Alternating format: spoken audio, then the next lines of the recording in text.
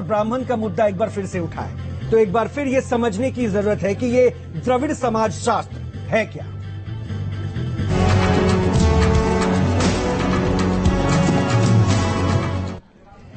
तो गाइड का आज पहला मुद्दा है तमिलनाडु के मुख्यमंत्री एमके स्टालिन के बेटे और राज्य में मंत्री उदयनिधि के सनातन विरोध बयान का। आपने इस बयान को कई बार टीवी पर सुना होगा। उनके बयान के समर्थन में और विरोध में खड़े चेहरों को भी आपने देखा होगा, और हो सकता है कि कुछ आप में से भी हों जो सनातन पर उठे सवाल पर उदयनिधि के विरोध में आवाज बुलंद कर रहे हों। लेकिन इस समर्थन और विरोध के बीच असल मुद्दा कहीं गुम हो गया। क्या आपको पता है कि सनातन धर्म पर आखिर सवाल उठाया क्यों गया? जवाब हम नहीं, आप खुद दें। लेकिन इस खबर को परत दर परत समझने के बाद देखिए सबसे पहले मुद्दा है क्या, और क्या अब इसके ऊपर एजेंडा सेट करने की कोशिश कैसे तेज हो गई है। டெங்கு காய்ச்சல், மலேரியா, கொரோனா இதையெல்லாம் நம்ம எதிர்க்க கூடாது, ஒழித்து கட்ட வேண்டும். அப்படிதான் இந்த சனாதனம் என்பதை எதிர்ப்பதை விட ஒழிப்பதே நாம் செய்ய வேண்டிய முதல் காரியமாகும். எனவே இந்த மாநாட்டிற்கு மிக பொருத்தமான தலைப்பு வைத்திருக்கிறீர்கள், அதற்கு என்னுடைய பாராட்டு. यही वो बयान है जिस पर देश में नई बहस छिड़ गई है। सनातन धर्म के अनुयायियों के लिए उदयनिधि सनातन विरोधी बन गए हैं, लेकिन ना तो उनकी सरकार ने ना ही उनकी पार्टी ने इसका विरोध किया, उल्टा उन्हें समर्थन मिल गया है। Any religion that does not promote equality, any religion that does not ensure that you have the dignity of being a human being is not a religion according to me. Any religion which does not give you equal rights, does not treat you like humans, is not a religion. So it's as good as a disease. Udhayanidhi को मिला ये समर्थन सामान्य नहीं है, बल्कि समर्थन का मकसद है सियासी माइलेज लेना। और इस माइलेज का गणित ये है कि अपने बयान से पहला फायदा तमिलनाडु के स्टालिन की सरकार को दिलाना, क्योंकि उदयनिधि स्टालिन अपनी सनातन विरोधी टिप्पणी से तमिलनाडु में द्रविड़ पहचान को फिर से मजबूत करने वाले नए जमाने का चेहरा बनकर उभरे हैं। इसलिए बीजेपी समेत एनडीए ने बयान पर विरोध जताया है। हैरानी इस बात पर जताई जा रही है कि INDIA गठबंधन ने एक शब्द भी नहीं कहा है। लेकिन सवाल ये है कि क्या पॉलिटिकल प्रॉफिट सिर्फ इतना ही है? नहीं, कुछ और भी है जो आपको जानना चाहिए। दरअसल तमिलनाडु में सनातन धर्म का विरोध सत्ता हासिल करने का मंत्र है। ये लड़ाई है दक्षिण में द्रविड़ बनाम ब्राह्मण की, जुगत है नए समीकरण में DMK का भाषाई मिजाज गढ़ने की, और तकनीक है बढ़ते बहुजन समाज का भरोसा हासिल करने की। इस बयान की सियासी अहमियत की पुष्टि विरोध से ही होती है, क्योंकि विरोध करने वाला तबका न तो गैर बीजेपी द्रविड़ है, न ही बहुजन समाज है। और ये पहली बार नहीं है, तमिलनाडु का अतीत ऐसे उदाहरणों से भरा पड़ा है। अब आपके लिए ये समझना भी बहुत जरूरी हो जाता है कि चुनाव से पहले भाषाई मिजाज गढ़ने में तमिलनाडु में सनातन का विरोध क्यों जरूरी हो जाता है।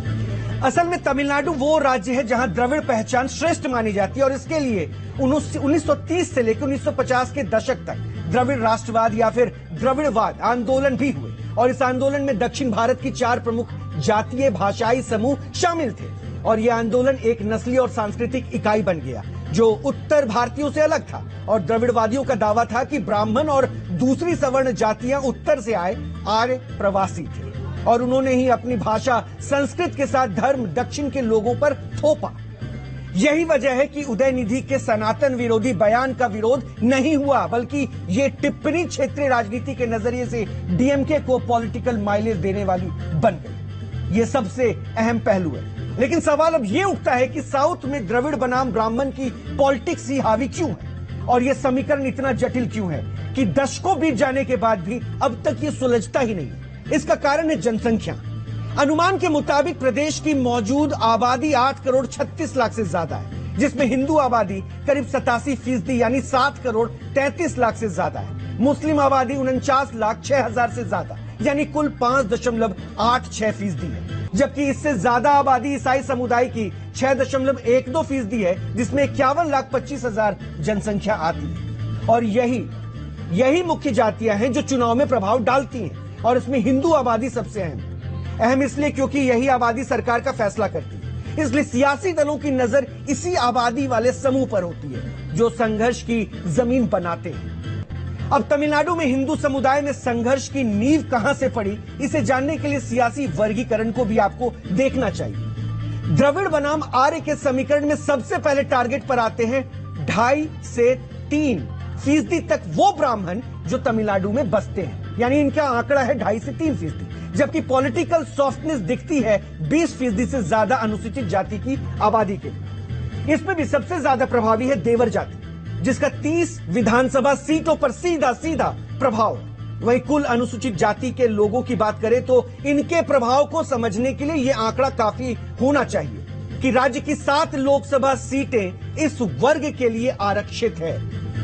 अब आप सनातन सब्जेक्ट का भी पूरा सीक्वेंस समझें, इसके लिए इतिहास के झरोके में भी देखना बहुत जरूरी हो जाता है। ऐसा इसलिए भी है ताकि सनातन विरोधी टिप्पणियों के दायरे में अकेले उदयनिधि स्टालिन ही नहीं घिरे हैं, बल्कि 1950 के दशक से ही यह मुद्दा न सिर्फ तमिलनाडु बल्कि आस पड़ोस के राज्यों में भी घूमता रहा। जिसकी आवाज बने हैं वहां के वो तमाम कद्दावर नेता जो आज के समय में भी याद किए जाते हैं, खासतौर पर डीएमके को सनातन विरोध की विरासत सौंपने वाले पेरियार। उनकी विरासत अब भी वैसी ही चली आ रही है। फिर भले ही अनुयायी करुणानिधि हो, अन्ना दुरई हो या फिर एमके स्टालिन हो या उनके बेटे उदयनिधि। एक नजर में देखिए सनातन विरोध की ये क्रोनोलॉजी और समझिए जरा इसे। ये विरोध सनातन का नहीं, ब्राह्मण के वर्चस्व का था। और इस विरोध का असर ऐसा था कि ब्राह्मण और जिस संस्कृति से ब्राह्मण आए हैं उसका पूरे दक्षिण भारत में विरोध शुरू हो गया। लेकिन कारण सियासत नहीं थी, बल्कि द्रविड़ पंथ के वर्चस्व की लड़ाई थी, जिसके वाहक 1940 के दशक के मध्य से ही एम करुणानिधि बन गए। करुणानिधि वो शख्सियत थे जिन्होंने तमिलनाडु की राजनीति में ब्राह्मणवादी वर्चस्व को तोड़ने की प्रक्रिया उस दौर में तेज की, जब आजादी के बाद का दौर जारी था। और उन्हें इसमें कामयाबी इसलिए मिली क्योंकि वो एक फिल्म स्क्रिप्ट राइटर थे। उन्होंने भावनात्मक स्क्रिप्ट लिखकर न सिर्फ ऐसी फिल्में बनाई जिसमें सामाजिक, राजनीतिक और सांस्कृतिक बदलाव दिखाया गया, बल्कि उस स्क्रिप्ट को उन्होंने आम लोगों के जीवन में भी उतारना शुरू कर दिया। ये उनकी लेखन कला का ही कमाल था कि उस दौर में ही उन्हें सुनने हजारों लोग सभा में झुकने लगे थे। और फिर सनातन संस्कृति के अपमान का एक सिलसिला भी शुरू हो गया। करुणानिधि के शब्द देखें तो ईश्वर की सत्ता स्वीकारने में किसी बुद्धिमत्ता की जरूरत नहीं है, लेकिन नास्तिकता के लिए साहस और दृढ़ विश्वास होना चाहिए। फिल्मों को ब्राह्मणवाद विरोधी हथियार बनाकर करुणानिधि ने न सिर्फ लिखा बल्कि मन्ना वानेसन नाम से खुद का प्रकाशन भी शुरू कर दिया। और फिर इसी लेखन के सिलसिले में उनकी पहली मुलाकात अन्ना दुरई से हुई, जो उनके राजनीतिक गुरु बने। उन्होंने ही करुणानिधि को अध्ययन करने पर फोकस कर करियर बनाने की सलाह दी, साथ ही बता दिया कि कैसे पैसा कमाया जाता है। और फिर लेखन, सामाजिक सांस्कृतिक संघर्ष के साथ बनकर करुणानिधि सक्रिय राजनेता बन गए। और फिर उन्होंने द्रविड़ आंदोलन में मुख्य भूमिका निभाई। उनके मुताबिक, मैं द्रविड़ आंदोलन की विचारधारा का समर्थन करता हूँ। समर्थन सिर्फ इसलिए नहीं करता हूँ कि मैं तमिल हूँ। ब्राह्मणवाद का मानव विरोधी चरित्र खत्म करना मेरा लक्ष्य है।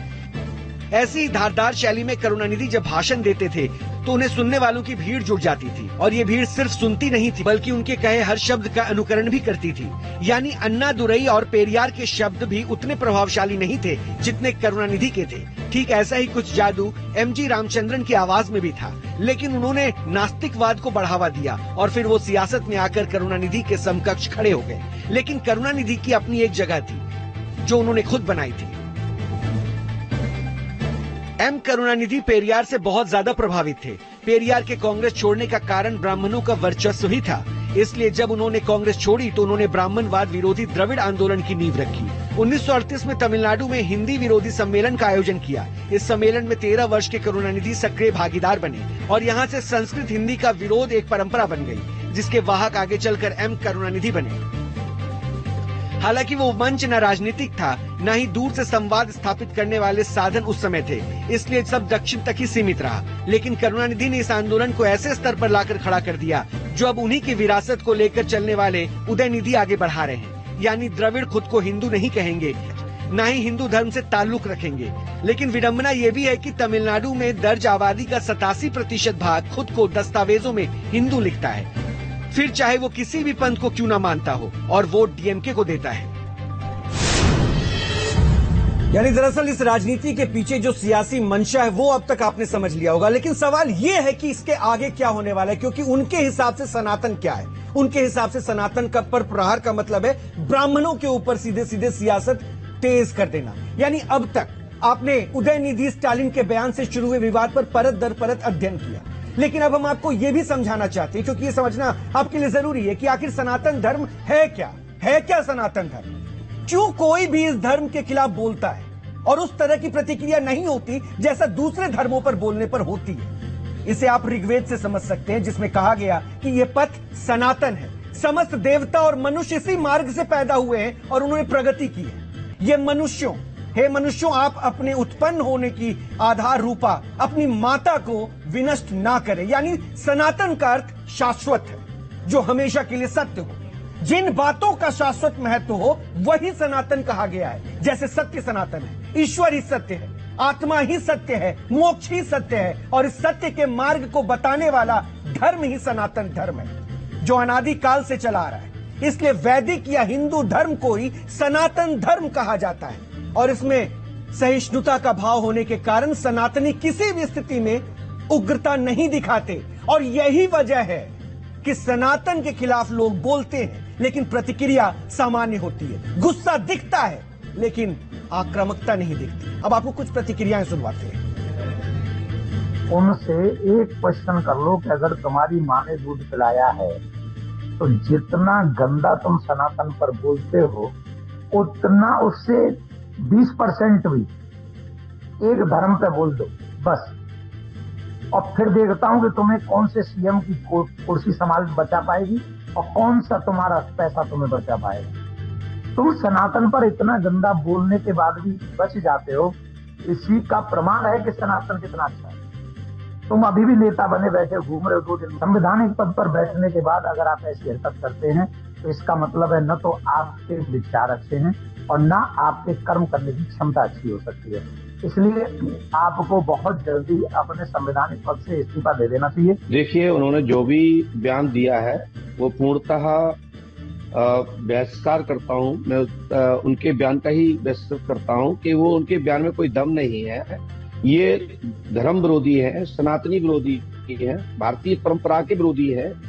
इनको कैसे लगता है कि ये सनातन में कुछ है नहीं, सनातन में कुछ होता नहीं तो आज ये सनातन स्थापित ना होता। दुनिया के लोग सनातन को झुकते हैं, भारतीय परंपरा को मानते हैं, और जिन्होंने जो बयान दिया है वो टोटल राजनीतिक और ये कम्युनिस्ट विचारधारा के व्यक्ति हैं। मैं इनका घोर निंदा करता हूँ। रावण के खानदान के लोग हैं। अगर ऐसा भारत में रहने वाले किसी भारतीय ने कहा, ये भारत में रहने वाले समस्त सनातनियों के दिल पर उन्होंने चोट पहुंचाई है। ये राम का देश है, और राम के देश में सनातन जब तक इस भूमि पर चल रहेगा, सूर्य रहेगा, तब तक सनातन रहेगा।